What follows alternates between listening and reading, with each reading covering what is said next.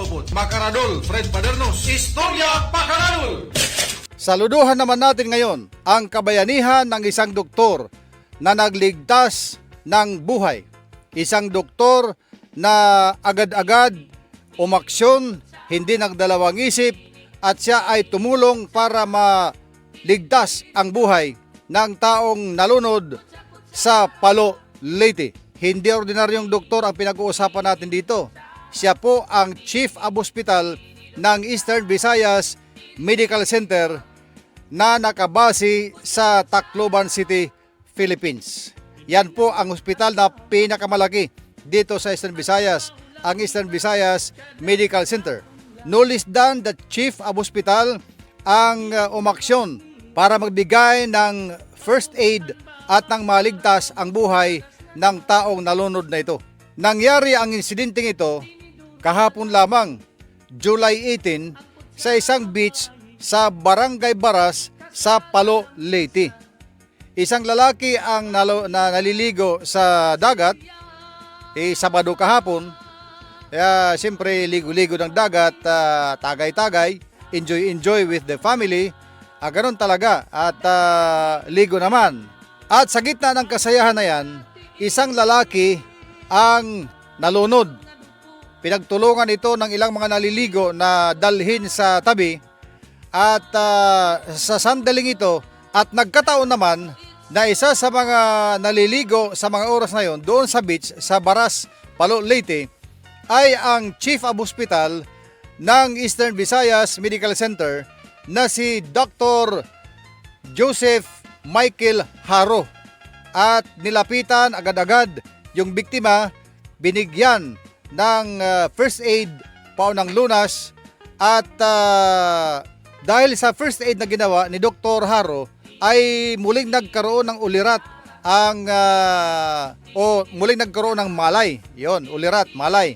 At agad naman nagresponde ang MDRRMO at mga rescue unit at dinala sa ospital itong biktima ng pagkalunod. Well, nang dinala, buhay na mayroon ng ulirat. So pagdating sa ospital, follow-up medical attention na lang yon. At yun nga naiulat na naligtas ang buhay ng taong nalunod na yan. At ayon sa post ng isang board member ng Leyte na si board member Wilson Uy, ang sabi niya ganito, "Our deepest gratitude to you, Dr. Jomi Haro. Your presence was an absolute blessing today." Kasi kung wala doon si Dr. Haro, ay iwan ko lang kung ano nangyari sa taong yon. Kaya maswerte itong tao na ito na sa kanyang kamalasan sa buhay nang malunod siya ay naroon ng isang doktor na hindi nag-atubili na umaksyon bilang pilagtik ng dugo ng isang doktor. Pag nakakita yan ng a person na nasa emergency, talagang aandar yan ang kanyang pagkadoktor, hindi niya matitiis yan na hindi aksyonan. Nakaka-proud itong ginawa ni Dr. Jomi Haro para sa mga taga Eastern Visayas Medical Center. Saludo kami dyan sa inyong hepe kay Dr. Jomi Haro at sa iyo rin Dr. Haro. Talagang believe ang taong bayan sa iyong ginawa na hindi ka nagdalawang isip, hindi nag-atubili na mag-aksyon para bigyang lunas ang taong nalagay sa bingit ng kamatayan ang buhay. At yan muna ang ating balita. So karon talanay, amo na ito nito balita untang baga amo kunta ito atong balita nga lokal, baga panwaray-waray, pero kay baga nahar na magkitit pag pinanggamitin hit pangungusak, mahit panaguri, bagin taro tag-alog tala, para baga maintindihan labat ton iba nga namamati nga nagkikita, dinihin nga libro hit nawong. Kumbaga hakuan, kumbaga English Facebook, ha? Librohin mga nawong Facebook, ha? Wawaray-waray ko untado, pero kay baga naluluoy man ako iba nga baga di rin makaintindi, ha? Pero maupay gud adto nga gimbuhat, maupay gud talaga, bilib ako. Ako mismo bilib kan Dr. Haro hanya gimbuhat, ha? Waray gud diha magruhaduha hito ni pagkadoktor, ha? Abit ko ni ba ito masing kay chief of hospital ako hiton kuan. Da ako hospital, baga da ako takranggo, ha? Pero waray ni hito sugod ka mentalidad.